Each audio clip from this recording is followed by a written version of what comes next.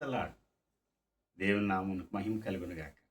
ప్రియమిత్రులారా, దేవుని పరిశుద్ధ వాక్యంలో నుండి ఆదికాండం మొదటి అధ్యాయం మొదటి వచనాన్ని చదువుకుని దేవుని వాక్యమును ధ్యానం చేద్దాం. ఆదియందు దేవుడు భూమి ఆకాశములను సృజించెను. దేవుడు ఈ పరిశుద్ధ వాక్యం ద్వారా మనందరితోనూ మాట్లాడునుగాక. ఆమేన్. పరిశుద్ధ బైబిల్ గ్రంథంలో ప్రత్యక్షమవుతున్నటువంటి దేవుడు ఎవరు అంటే సృజించినవాడు, సృష్టికర్త అయినవాడు. ఈ అనంత విశ్వాన్ని గూర్చి మనుషులు చాలా రకరకాల ఆలోచనలు, ప్రతిపాదనలు చేస్తున్నారు. ఈ సృష్టి ఎలా కలిగింది? దీని వెనకున్న రహస్యం ఏంటి? విశ్వ రహస్యాలను వెతికే పనిలో ఈనాడు శాస్త్రవేత్తలు కోట్ల రూపాయలు వ్యయపరుస్తున్నారు. వాళ్ళ జీవిత కాలాన్ని హెచ్చిస్తున్నారు. వారి జీవిత కాలాన్నంతా హెచ్చించి కోట్ల రూపాయలు ఖర్చు పెట్టి ఆఖరికి ఏం చెప్తున్నారు అంటే ఈ సృష్టి దానంతట అదే కలిగిందని రకరకాల ప్రతిపాదనలు. ఒక శాస్త్రవేత్త చెప్పింది మరొక శాస్త్రవేత్త అంగీకరించడు.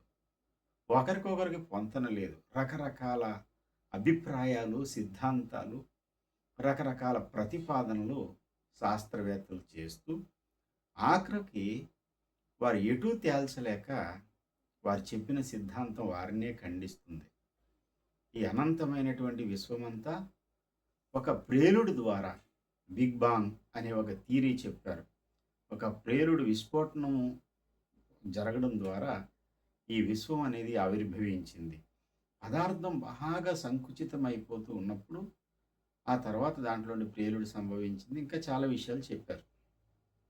కొంతమంది ఆలోచన పరులు అడిగారు, మరి ఆ విశ్వంలో మొట్టమొదటి పదార్థం ఎక్కడి నుంచి వచ్చింది? జీవం ఆవిర్భవించడానికి కొన్ని రకరకాల ప్రతిపాదనలు చెప్పారు.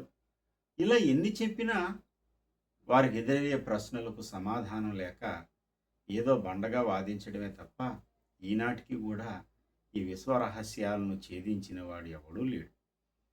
పరిశుద్ధ బైబిల్ గ్రంథం చాలా టూకీగా, శాస్త్రవేత్తలు కోట్ల రూపాయలు ఖర్చు పెట్టకుండా సులువుగా నమ్మగలిగితే ఆదికాండం మొదటి అధ్యాయం మొదటి వచనంలోనే ఆదియందు దేవుడు భూమి ఆకాశములను సృజించెను. సృష్టికర్త అయిన దేవుడున్నాడు. ఆయన తన వాక్కు చేత ఈ సర్వ విశ్వమును సృజించాడు అని బైబిల్ నిర్ద్వందంగా చెబుతూ ఉంది. ఎలా చేశాడు ఆయన? కీర్తనల గ్రంథము 33వ కీర్తన 6వ చరణంలో ఆయన నోటి ఊపిరి వాటి సర్వ సమూహమును కలిగించింది. దేవుడు నోటి ఊపిరి ఊదాడు. ఆ నోటి ఊపిరి ద్వారా ఈ విశ్వమంతా ఉనికిలోనికి వచ్చింది అని చెబుతుంది బైబిల్. యెహోవా వాక్కు చేత ఆకాశములు కలిగెను, ఆయన నోటి ఊపిరి చేత వాటి సర్వ సమూహము కలిగెను. సర్వ సమూహాన్ని ఒక్క నోటి ఊపిరి చేత కలగజేసినటువంటి సృష్టికర్త అయిన దేవుడు బైబిల్లో ప్రత్యక్షమవుతున్న దేవుడు. మానవులను సృజించినటువంటి వాడు ఎవరో ఆయనే ఈ బైబిల్లో కనపడుతున్నాడు. సాధారణంగా మనుషులు తమకు ఇష్ట దైవాలను, తమకు అనుకూలమైనటువంటి మతాలను, దైవాలను స్థాపించుకున్నారు. కానీ దేవుడు తన స్వాస్థాలతో మానవుని చేసుకున్నాడు.